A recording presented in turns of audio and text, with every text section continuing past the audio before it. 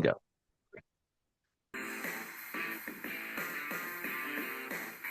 Good afternoon, everybody, and welcome to another edition of Clipboard Confessional with Bobby. Good morning, afternoon. We're recording in the morning. They're watching in the afternoon. It's a day nonetheless. It might as well be the afternoon, Bob. We're up. We're moving. Our wives are probably still sleeping, and we got a million chores to do, so it might as well be the middle of the day. Anyway, Bobby, Anthony, Clipboard Confessional. Who cares what time it is? It's week 9 of your fantasy football season. He's already laughing at me. How you doing, Bob? I'm doing good, man. I just what is it, 8:20 in the morning? It feels a little early to be the afternoon, my friend. I don't It know. might as well. It might as well. We've been up. I got a list of chores I got to get done today that is going to take me into the wee hours of the night probably. But a lot happening. I wasn't with you last week. Great show. I'm back week 9, and it was disappointing not being with you because last 9, week 8 in the Gym Day Sirius XM IDP League, it was the battle for the clipboard. It was who holds the clipboard. Is it Bobby? Is it Ann? Now I'm nice. I do the introduction. I'm a gentleman.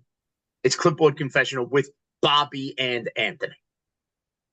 I'm fine with it. However, if it comes down to the scores, if it comes down to the matchups, let's acknowledge this. I hold the biggest clipboard.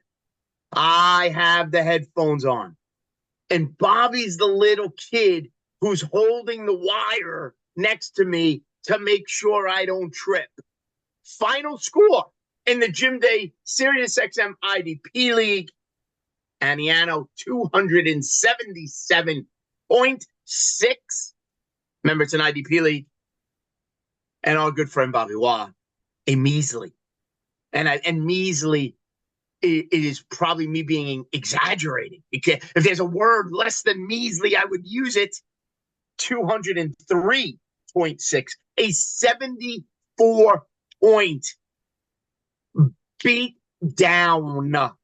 Biggest point separation of the week in the league.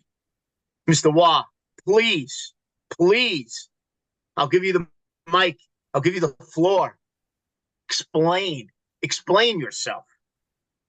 Yeah, thanks. Wow. I love that you started that off with "I am a gentleman" because that was a funny way of showing it. Gentlemen, Yes, I gentlemen. will listen. I got Miles Garretted. Let's be honest about that. In this league, Miles Garrett himself dropped 60 plus, what was it, 62 points? I Oh, got Miles. I could have I not got played Miles Garrett and I still would have beat you. But nonetheless, correct. He Miles Garrett, who I think I took in like the 3rd or 4th round, my first defensive player, gave me 62.7 fantasy points. Yeah. I also got Dak. Stafford would have been a great start for me last week, but he was on bye. Dak was up against the Denver Broncos. I got Dak. Puka Nakua. I got bye week medic. The The bye Mageddon got excuses. me too. I was missing 2 of my top 3 running backs. Puka Nakua was out Oh, on a wow. bye. Dude, it's been rough. It's been rough. And my defensive players all season, I built this team in the idea that my defense is going to carry it because this was a reboot. We did this a few years prior. We Right, right, just right. We we have to just reboot the rebooted league. it. And that's what I did. I built my team on my defense and I was great. I mean, last year, I mean, and you should be able to. You're the defensive coordinator of a 3rd grade football team, so your knowledge of defense knows no bounds. we are still 5-0, by the way. We've still only given up 1 touchdown in a game at the most. And my son got his first touchdown in our last I game. did see the video. Congratulations. Yes. Congratulations. Very nice. Yes. Yeah, but this league is not going well for me so far. My defensive players have not been performing like I had hoped. But we're gonna turn it around, man. We're not out of it yet. We're not out of it. So I've Team sat down with sits them. at 6-2, tied We for tied for 2nd place. Uh, Bobby Waugh, the opposite, 2-6, Yeah, and we're running the tables, buddy. riding a 5-game losing streak. I know. You're in We danger of started off becoming hot, the buddy. Jets of this league, my friend.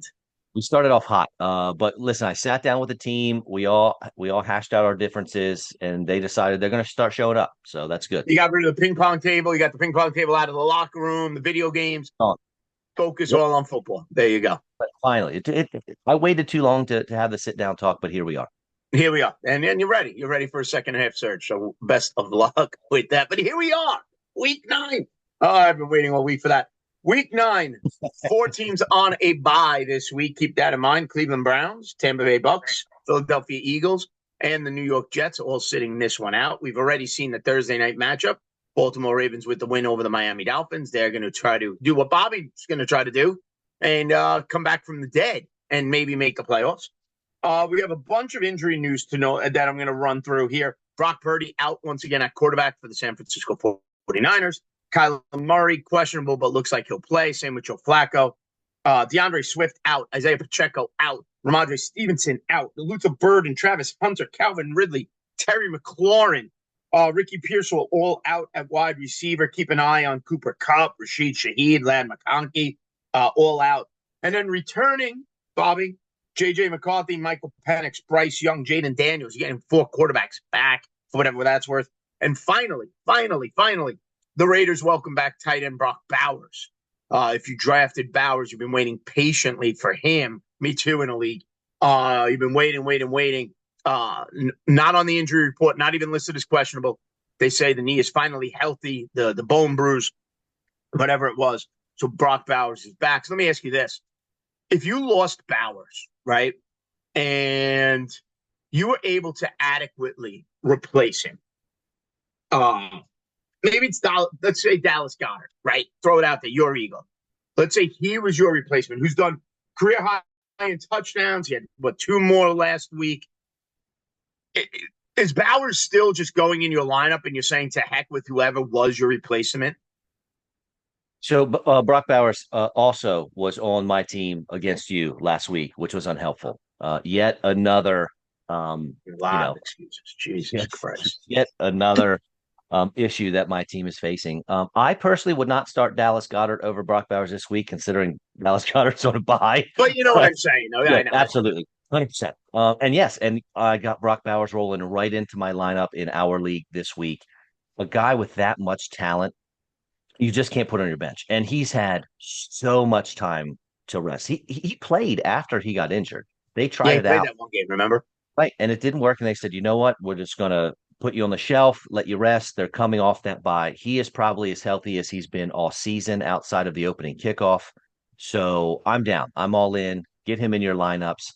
I know in our league, I have Jake Ferguson. Luckily, I drafted Okay. him and have been starting him over Brock Bowers. I think I got to You could put play 2 Bowers. tight ends in all league, and I'm not afraid to do that right now then. I am. I have Bowers and Ferguson going this week. But if I'm in a redraft league, I don't mind. Either one of them is a viable flex the way that they've been going, which is crazy because the tight end position overall is awful. But um, Jake Ferguson is what the tight end 1, 2, 3 Yeah. right up there at the top. So you can put both of them in your lineups this week. Yeah, absolutely. What about, let's go through some of these other injury replacements. DeAndre Swift out. The rookie, I'm going to mispronounce his name. Benungai. Manungai, there it is. Manungai starting for the Bears. Now, it's a great matchup against the Bengals and their run defense. They allow 152 rushing yards a game, 12 touchdowns total to running backs.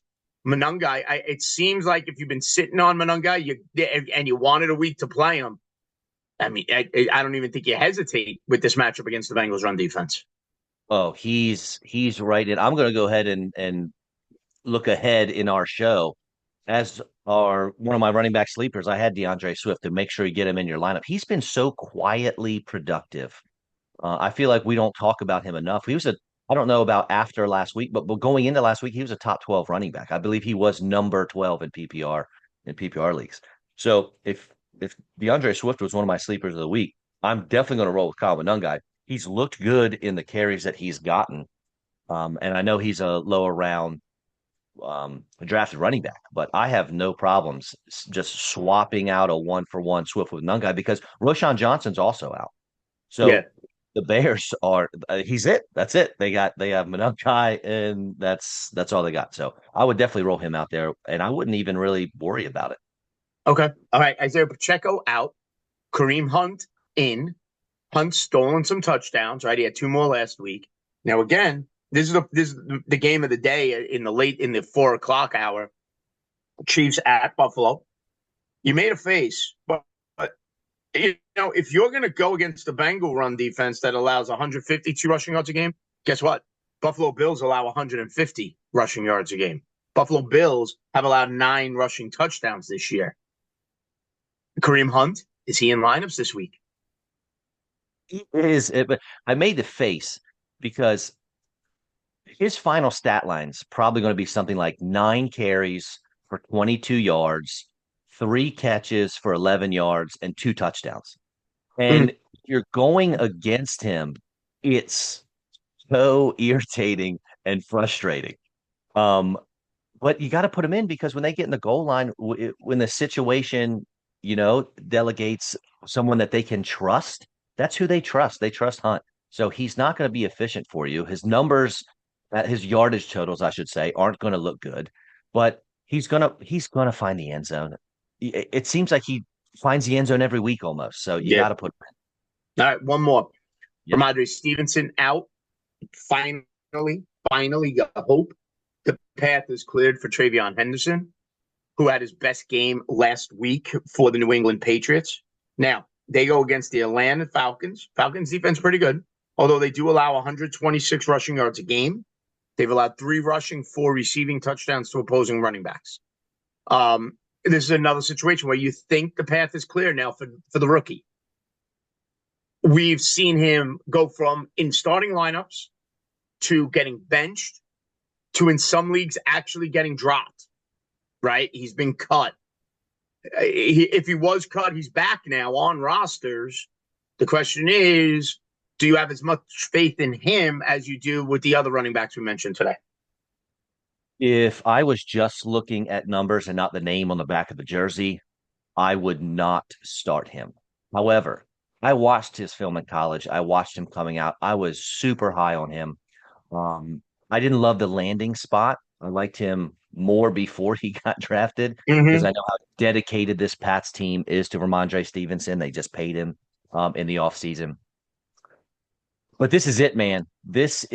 I'm putting him in my lineups. I'm in a couple once and done leagues. I got him out there this week. If he doesn't perform this week, then that dude's back on the waiver wire because Yeah. they're top 2 running backs, man. Stevenson is out this week that you mentioned. Plus Antonio Gibson, they lost him for the season a couple Yeah, he weeks was ago. out a couple of weeks ago. I'm not kidding you. I know way too many names on of players on NFL teams. The other guy, Terrell somebody, I don't know his name. I've never heard it uttered. So if Henderson can't perform when you have a literal no name coming in behind you, then I got nothing for you, brother. I Yeah. I got to cut you. I can't keep you. You can't clog a roster spot. No, I agree. He's getting started this week. People are excited. And listen, if he has a big game this week, you can't take a victory lap. You can't.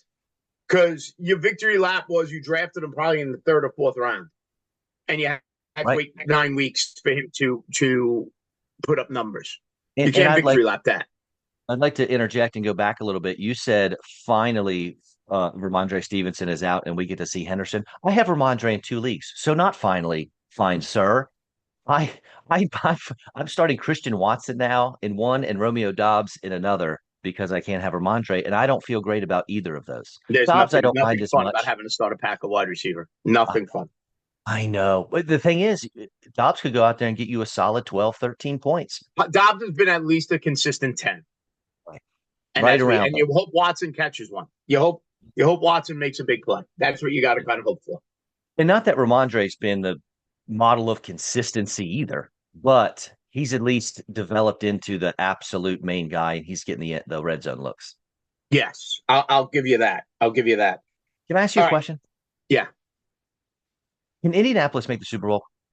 Yeah. They're top 12 defense Yeah. in yards and points.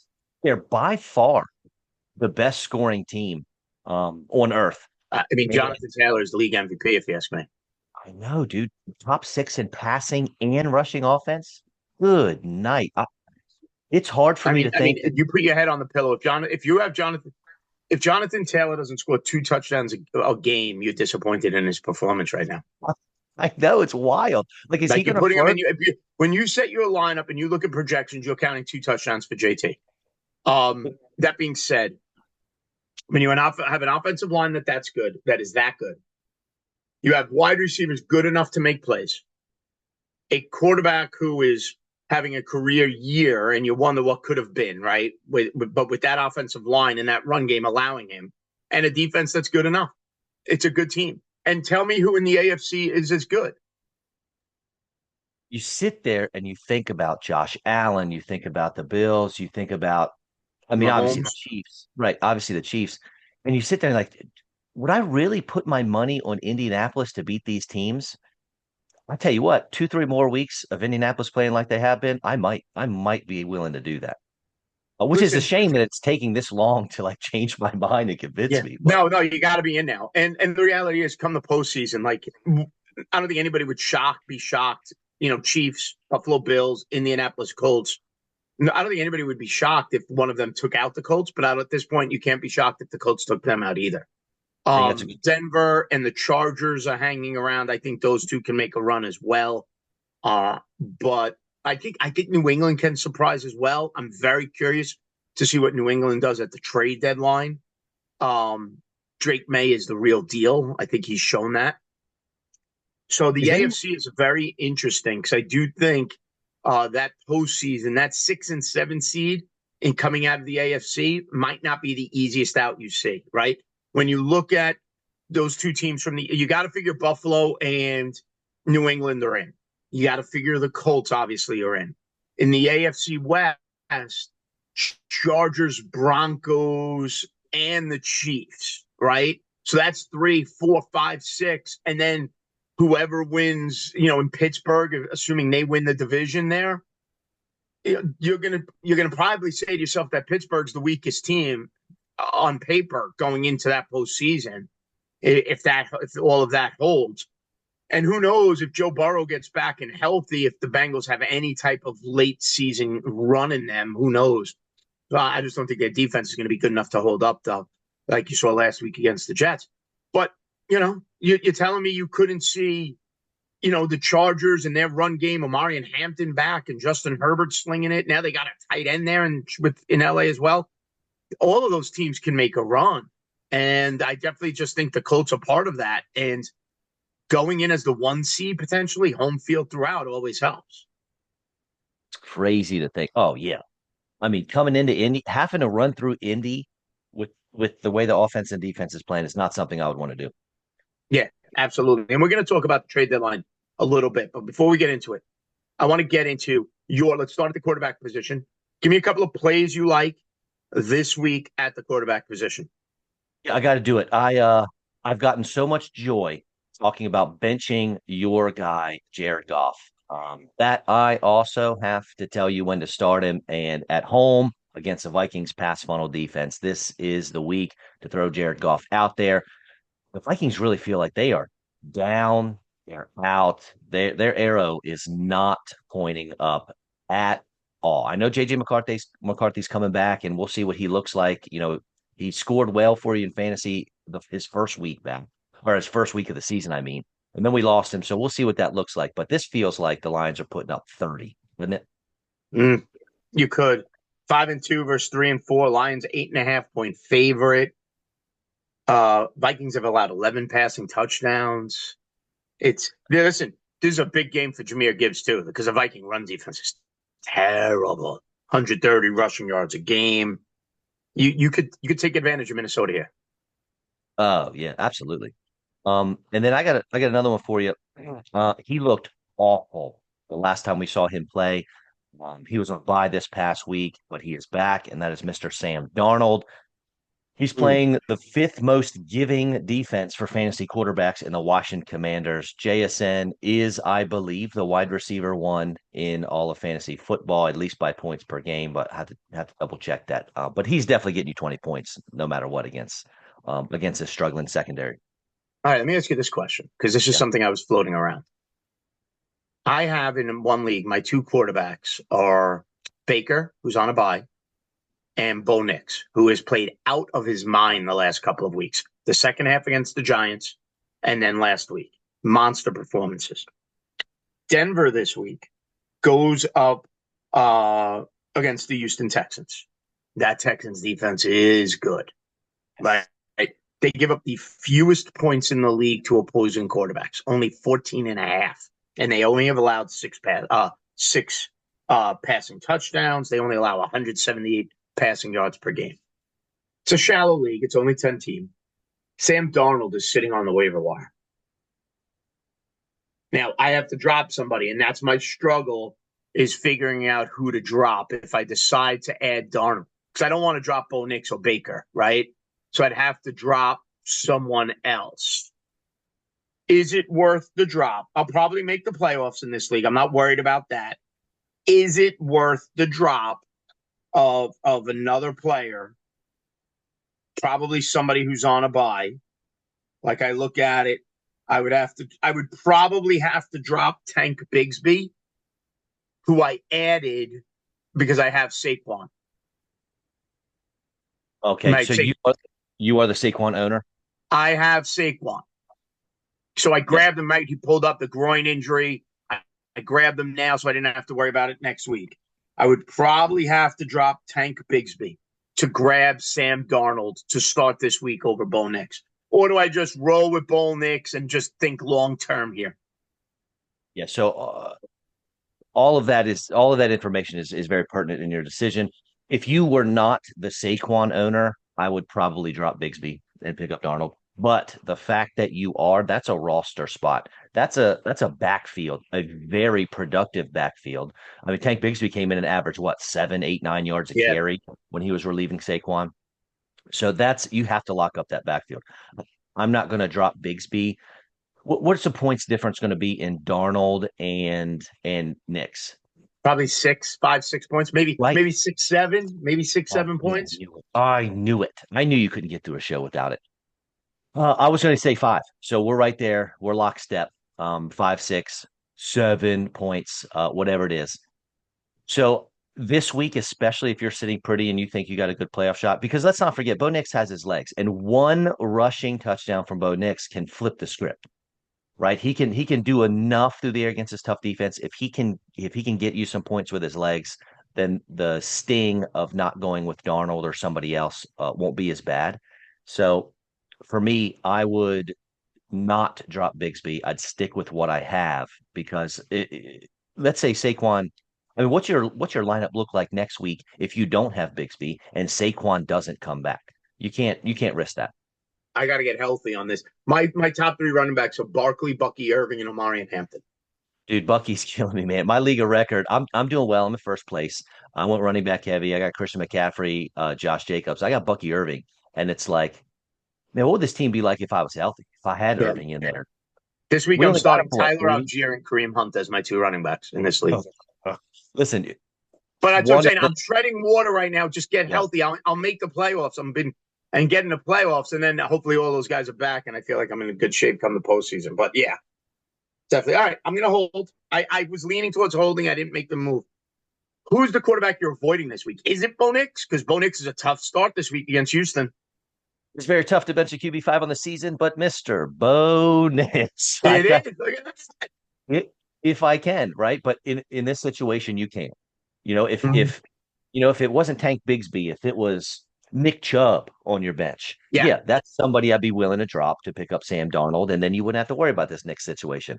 Unfortunately, that's not, or maybe fortunately, depending on what happens with Bigsby, that's not your situation. But dude, this Texans defense has made quarterbacks look absolutely silly. And I know they haven't played a murderer's row of quarterbacks. I get it. But the look, 15 fantasy points, I feel like will be a win for Bo Nix. Probably not going to cut it for you this week, but look, you're in a situation where your hands are tied. If mine aren't tied, I'd rather go somewhere besides Nix, and Darnold would be one of those options. there you go. All right, let's pivot to the running back position. Is there anybody out there floating around that you like? Maybe not the usual suspects. A running back who's going to get in lineups. For me, I don't know if he's a surprised at this point. But my God, we got to slam Kamani Vidal in every lineup we have against Tennessee this week, right? Two out of So three games, 100 yards. Tennessee allowing 143 yards a game. Tennessee's allowed 12 rushing touchdowns. I mean, maybe I stole your thunder there with Vidal. Maybe he was on your list, but Kamani Vidal is a slam dunk start this week for me. What about you? yeah, no, I'm glad you brought him up because there's so many nuances with fantasy football, and one of them in my one and done leagues. If you don't know that how that works, I love it. It's so intriguing and really pushes the limits of strategy. So last week, Hassan Haskins out. Everybody's starting Kamani Badal, right? And I didn't. Maybe I should have given how well he played last Thursday night. But I looked ahead in the schedule and saw that he had this matchup. And in my mind, I figured everyone's going to start him last week. I'm not going to. I'm going to try to play it a little bit different and go with him this week. So I have him in my one and done lineups to hopefully take advantage of this matchup. Hopefully, it doesn't bite me in the butt. I know last week he had a great week, so we'll have to see how it plays out. But that was definitely going through my head. For me, it's when I do these, I do some show notes and just, do a little research and figure out who I want to talk about.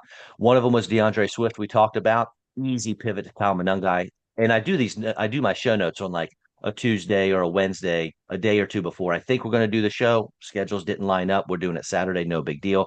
But my other guy was Ramondre Stevenson, who also ends up being out. But we already talked. Travion Henderson, I'm going to pivot to him, and you get Monungai in there, you get Henderson in there, and they are at least in line for big work days and hopefully a lot of fantasy production.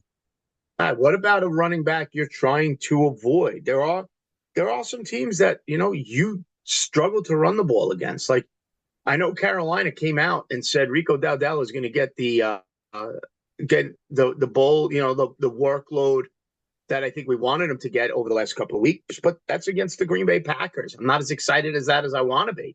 Packers allowing only 79 rushing yards a game. There are other ones as well. Tough matchup this week for Bijan Robinson against the Patriots run defense. Obviously, Bijan doesn't come out of your lineup no matter what, but nonetheless, paper says otherwise. What about you? Is there a running back maybe you're avoiding? Yeah. Well, this guy you're probably not going to be able to avoid, especially since he just broke fantasy last week. But temper your expectations for James Cook, Buffalo Bills running back. Okay. He's mostly been dominant, but he scored under 8 points in a game the 2 weeks prior to this last blow up. People were worried before he just rushed for 216 yards or whatever it was. People were worried about James Cook. I mean, he dominated the first few weeks of the season, 2 weeks, not looking good. Now he's going up against Kansas City. They got the best defense against running backs in terms of fantasy points the last 4 weeks. So it's not a great matchup for Mr. Cook. Again, I'm in a league where I could bench him if I had him on my team. I got my running backs are ridiculous. Jonathan Taylor, Devon Achane, and Jameer Gibbs. So that was crazy. Very running back heavy for me, obviously. That's a league where I could look to put him on the bench because there's only two running backs in a flex. But other than that, he's going to go in your lineup. But make sure the rest of your lineups looking good. Yeah, I mean, tough to take James Cook out of your lineup. I wouldn't Right? play him in DFS, but just some numbers here. It's a Chiefs good allow point. 105.7 rushing yards a game, only allow 13.7 points per game to running backs. That's not a lot, folks. And they've only allowed three rushing touchdowns, one receiving to the running back position. Does Cook get in the end zone? I do maybe think he gets one. They get to the goal line, or maybe it's Josh Allen who steals it. Um, it's Or that's an Ty Johnson. interesting game, but it's an interesting game too, right, Bob? Because it's the Bills and the Chiefs, right? We know, and it's the national game at 425, and you're gonna want that, magical Bill Chief game that's mesmerized people in the past that goes down to the wire, and teams are putting a ton of offensive points. But the reality is, both those teams are pretty good at defense too. So it's going to be interesting to see. Neither team allows 175 passing yards a game. Like their pass defenses are good. The Chiefs' run defense is good. It's going to be interesting to see how people are going to tune in expecting a lot of points. I wouldn't be shocked if it goes the other way, although Vegas is expecting points. 52.5 is the total. Yeah, right. So let's say that happens. Let's say we go out and first drive, Kansas City scores a touchdown, Bills turn it over, Kansas City scores again. Let's just say Kansas City finds a way to go up two scores, right? It's 10-0, it's 14-0, whatever. Who comes in at running back when they're playing catch up? Are they going to use James Cook? Or are they bringing in Ty Johnson, their pass catching back, that they Yeah. like to use in that 2 minute situation kind of deal? So that's something else to worry about just a little bit with Cook. Again, I understand you probably can't bench him in your season long leagues. You made a great point. He's not going to be in any of my DFS lineups, nothing like that. So again, he's going to be playing, but just be careful. Temper expectations. Yeah. What about wide receiver? Anybody jumping off the table for you there? Anybody you like? Yeah, man. One of the few bright spots in on our team or my team in our league is Michael Pittman. He scored over double-digit fantasy Solid. points 6 of 8 weeks this season. He's on the highest scoring offense. We talked about those Colts are looking great. The Steelers are dying to give up points to pass catchers. It's so crazy to watch the Steelers defense that we both really grew up watching, and it's if Steelers may be bad, but that defense is solid no matter what. Yep. Not this year, Six man. six touchdowns, 39 points per game allowed to the wide receiver position. You could throw on the Pittsburgh Steelers. That's a fun game. And I don't think total on that is 50 and a half. So Vegas has some big points expected. It Colts a 3-point road favorite over Pittsburgh. Do the Colts go? That's not a slam dunk though. Do you think the Colts go to 8-1 in Pittsburgh? Pittsburgh sitting at 4-3. I do. I mean, Pittman's wide receiver 7 on the season, by the way, which is just absolutely mind blowing.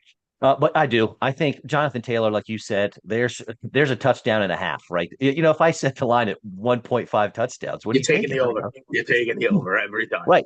So there's 14 points right off the bat for the Colts without even throwing a pass against this terrible pass defense. Yes, Yeah, 273 passing yards allowed by Pittsburgh. 25 points per game to quarterbacks, 13 passing touchdowns. If you've been streaming Daniel Jones, you added him off the waiver wire and you had somebody else with him and you've been playing matchups, this is a Daniel Jones plus matchup. Get him in your lineups. perfect. I got Daniel Jones and my guy coming off injury, Jaden Daniels, in the same league. And I can't believe I'm saying it, but I I'm going Daniels because it's Jaden Daniels and he can score 35 fantasy points. But it's not an It's not easy the choice slam for dunk me. you thought it was going to be when you added Right. Daniel Jones. I know. I know. Not the I slam got dunk you thought it was going to be. I got another one for you. And this is a Yeah, deeper here. deal. Yeah, yeah. Darius Slayton. So I know he's done very little for the season. But if you watch that game last week, my guy had a 60 some yard touchdown that was brought back on a ridiculous offensive pass interference Yeah, call. yeah, terrible. Referees are Yeah, terrible in that game. I'm not saying the Giants would have won, but the referees blew a couple of calls there in that Giant Eagle game. the Darius Slayton could have had a touchdown, was not offensive pass And interference the against Jalen the Hurts fumble Eagles. was a The terrible Jalen call. absolute fumble on Jalen Hurts. Now that look, the refs missed it, but that's one of those weird calls that you can't challenge. They Which need so to that's change that rule. They need to yes, change that rule. If you're going to be able to challenge, let's challenge. Just because a referee prematurely blew his whistle should not mean the point of a challenge was eliminate human error, and yet it's human error when they blow the whistle too soon. You got to be able to eliminate. You want to say you can't advance it? That's fine, but you got to still acknowledge the fumble. But that's just my 2 cents. I'm not even sure there was a premature whistle. I'm not sure when we went back and they played the replay with the sound. They blew the whistle thinking his forward progress was stopped. Listen, I think the tush push should be thrown out. Like, you can't have a bunch of guys groping you like you're 19 years old at a bar night in college, all right, and pushing you over the end zone. All right. Now, I've been there in college. I've had guys grabbing me from behind and pushing me. Listen, I made a few bucks, but it's nothing I'm proud of. Here we are now doing that in the NFL. I don't know if Jalen Hurts is even comfortable with it at this point. He's gonna question a lot of things about his life when he gets older. But nonetheless, here we are. I think it should be banned. But if you are going to allow it, then you got to play it to the very last second. You can't blow it down when he's not even down. We had very different college experiences. I will say I that. had more fun than you. There's zero down on my mind. I I'm after that last little tirade you just went on, I'm not convinced. But You were look, the probably Niners give up a out. bunch of points. You were out like cow tipping at like 2 in the morning after a couple of Schlitz. That's actually closer to my experience, to be honest. Yeah, I dude, Slayton. fully expect a picture of you next to standing next to a tipped over cow on my Oh, cell phone right after the show ends. But anyway, all right. I'll look into the they're holding depths. a Pabst Blue Ribbon in one hand and the cow's Oh, tail in your other. there's nothing wrong with PBR, my friend. All right, Anyway, let's. where are Yeah, we yeah. going with this? What's happening? We're. I'm going to give you a receiver to stay away from. I'm going to give you. I'm going to give All you right, good two. idea. That's what we were talking about. I forgot. All right, good point. That's all good. All right, so Um, Darius Slayton, you like Darius Slayton, I do. and I agree with you in some regard because there's barely anybody left with the Giants now, right? Like Tyrone Tracy's the running back now, and we know Scatterboo is out. And we all thought Scatterboo would go out, but we thought it was because he left his brains on the field, not his ankle. Um, Neighbors, right? Wandale Robinson's been pretty good too, pretty consistent. I think he's been a consistent flex play. But Darius Slayton, a little surprise play there. I like that. Who's a wide receiver to avoid? You were saying? So again, I do these notes earlier in the week, and the guy I picked actually was Zay Flowers. That Miami defense, I didn't like that. Wasn't sure what Lamar was going to look like, although Lamar did look pretty good, 4 touchdown passes. Not a lot of yardage for him, but that didn't matter. But anyway, so that one's out. That one actually looked pretty good. I think he scored like eight something points in a point PPR. So not really great for your team. But for me, again, this other guy's tough to bench. But did you know that Drake London only has double-digit fantasy points 2 weeks this year? Only twice has he now both of those times was over 20, but only Yeah. twice. And now he's facing the Patriots, who are one of the best Is defenses he at healthy? limiting. Did he get cleared to play? I thought so. I could be wrong. I I thought got I to check saw that. that he was limited. Now again, I don't know how you're going to get him on your bench, but keep steer clear of DFS, one and done leagues, all that stuff. If he's out there. Drake London is cleared to play. He is Yep. good. He's good to go. I know he missed last week with a hip injury, and he was listed as questionable, but he is back and he is playing this week. So there you go. But it is a tough matchup in New England. Patriots favored by 5.5. The New England Patriots only allowing 20 of just under 30 points per game to wide receivers. Now Darnell Mooney is out. He's not playing this week, so be mindful of that. But that Patriot team is good. They're 6-2. Drake May's a star, and their defense is good as well. What about tight end position? Anybody you like? Like we want to play everybody against the Bengals, right? You want it. They've allowed 10 touchdowns to tight ends alone, 21.7 points per game. Problem is they're playing the Bears, and the Bears have shown you no faith, no ability to have faith in their tight end position. So I can't do it. You got to see a little bit of production here and there on the field. So is there somebody else maybe you like at tight end?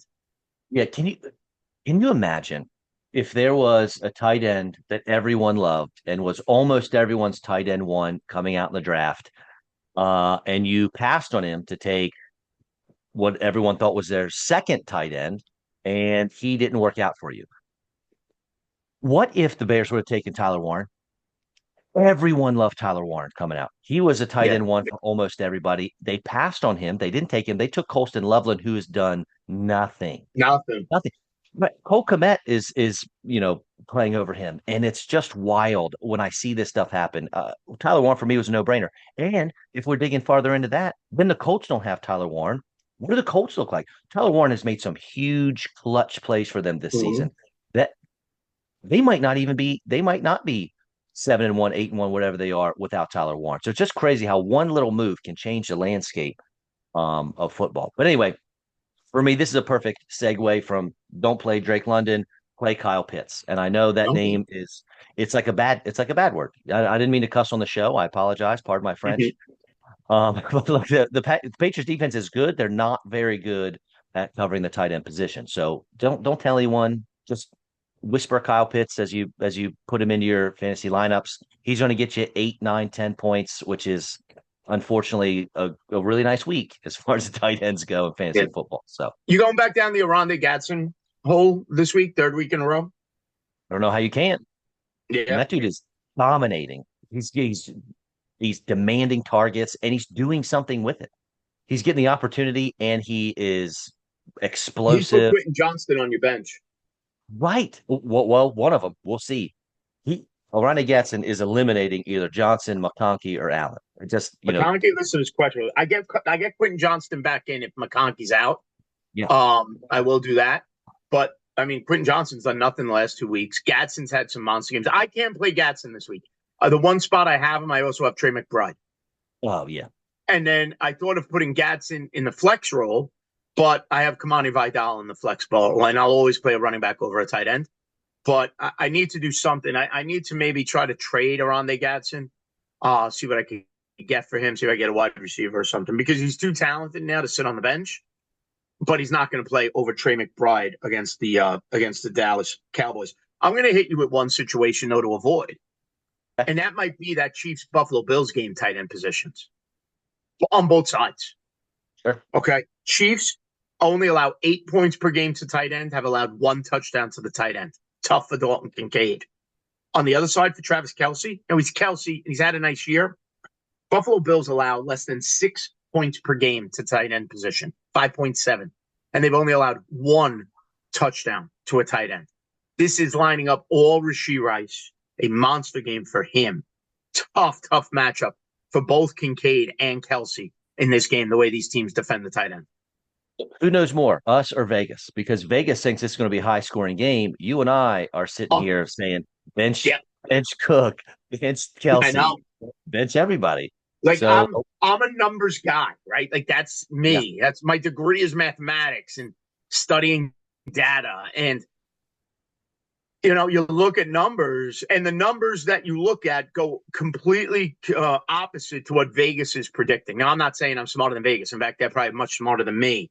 And that's what's making this game so interesting to me. Is I look at the data and it says this is a low-scoring game. You look at the history, though, of this rivalry, and it's every year it's topping the year before is one of the best games of the season, and it's one of those games because of the offensive numbers. So it's going to be fun to watch. One more question about this game: are you playing Xavier Worthy? no, gosh, no. He's relegated to benches. I mean, I don't even know. I wouldn't even want You're him on talking my about team. Rashee Rice destroying somebody's value. Oofa, right? And we thought it would be Kelsey, right? Because they run the same type of routes, they hang out in the same areas of the field. But good grief. And I've never been a Worthy guy, not coming out in the draft, not last year, not anything. He's obviously super talented and super explosive and shown that he's great, but he's never shown he could be consistent. And now with Rice back, he's being ignored. Yeah. Upset of the week. Uh, so again, normally I try to keep this close. I want it to be right around a touchdown difference when I call my upset. Tough to find that this week. Okay. So I'm going to go with Washington over Seattle. Washington's 3.5 point home underdogs. And Jane Daniels is back. I know Terry McLaurin isn't, but I expect Debo to do Debo things, and I think Washington can pull this one off. Okay. Fair enough. What's your lock of the week? Earmuffs. Let me just go ahead and plug your ears. Yep, there you go. Don't want to hear this. 49ers are 2.5 point road favorites over the Giants. It's a long trip. I get it, but Scattaboo, you mentioned he's gone for the year. Your Yeah. Niner or your Giants, I'm sorry, they appear to be reeling after getting their butt spanked They last don't have week. an answer to McCaffrey. I know. Who does? I Who know. does? I think So Jawan Jennings could have a nice game. Kittle could have a nice game. That defense is struggling, and now that offense has lost a big spot. yeah, and I know Niners are I'm Niners struggling. are People are still talking about Jackson Dart. I'm struggling even to say Jackson Dart is a play this week. As talented as he is, that's tough for me to say. Real quick, Packers 13.5 points over the Carolina Panthers. I'm not saying the Packers don't win. Is that spread too big? Do you think Carolina could cover that? it feels like a cover. Hey, listen, Carolina, the They're not a Niners, bad team. the Niners have been overachieving. We just talked about that. They've been overachieving all year. Backup quarterbacks and third string linebackers and all this stuff. Still winning ball games. Panthers too. What are they? 4-4? Yeah, I don't think they were picked. What was the over under before the season started? 4.5. yeah, I bet it was right around there. So yeah. they've been overachieving too. They've had some serious upsets. I know I called them here to upset the Cowboys a few weeks ago. Was my upset of the week. So yeah, I would. I'll pick them to cover 13.5. That's two touchdowns, man. That's yeah. Okay, here's one more big spread. Rams 14 over the Saints. Tyler Shuck playing quarterback for the Saints. Can the Saints cover that 14? I think They that's can. the one that maybe gets ugly. Yeah, I do Buka's too. I back mean, for the Rams. yeah, that one's tough for me. Look, the Saints, they do their best. They really do. They go out there. They give it everything they got. And they do. They just the problem is they just don't I'm have it. proud of the effort you guys go. I know. And it was so funny because in the beginning of the year, you're like, man, this Saints team, they're not winning games, but boy, they're in it. I don't think they're in it, man. Tyler Shuck, old Yeah, rookie, second this could be round. a blowout. Could be, yeah. Okay, real well, couple more. Couple of big lines. Bears and Bengals 51 and a half. Over or under. Under. That's high. That's high. And Okay. I know the Bengals defense stinks, but I don't know how healthy is Joe Burrow. I don't know. All right, here's another one. Colts and Steelers 50 and a half. Over under. Man, I'm going to go over Yeah, me too. because of the Colts offense and the Steelers defense, man. The Colts might hit 30 in this. I talked about the Lions hitting 30 this week. Colts will probably hit it too. Chiefs, Buffalo 52 and a half. Do We we got to go believe under, don't we? Vegas or do we believe our numbers? Listen, I never even heard of Vegas, buddy. It's me and you, hand in hand. Let's go under. We're taking Rookie the old under. man. And I one love it. last big one. Cardinals, Cowboys Monday night 54 and a half. It depends on Kyler Murray. They said he's looking okay, but I read something where they said he only threw to the backup receivers in practice. He didn't throw to the starters. Jacoby Brissett did, and that worries me. I have Jalen Hurts in my league of record. I have Kyler Murray. I picked him up several weeks ago to be ready for this, and now I don't know what to do because they play Monday night, and Yeah. my opponent could pick up Jacoby Brissett just so I can't have him, and then I'm screwed. So I don't know what to do about that one. All right. Now, real quick, trade deadline is coming. Okay. I know I want my Giants to get a wide receiver. Not that they're going to contend, just to continue Jackson Dart's development. And next Right. year, Right. And next year, pair him with neighbors, yep, whatever it may be. I'd love to see them get some type of veteran, like a Jacoby Myers. yeah, I don't want to give up a that'd be great. first round. Give up a third or a fourth round pick and get some type of wide receiver for Jackson Dart. That's big for me. Again, it's not going to make them win any more games. They are where they are, and that's fine. Sorry, that's not what I'm shaking my head. The thing that gets me is you're talking about first, second, third round pick. Dude, I don't know. I don't know draft compensation anymore. When it comes to the actual NFL draft, I know what that compensation looks for in a trade, but we're trading legit NFL players for Yeah, late round pick swaps. And it's like, what? yeah, I know. Everybody is so cheap. You might be able to get Myers for a fifth and sixth round pick swap. You You do that give in a up, heartbeat. You do it in a right? heartbeat.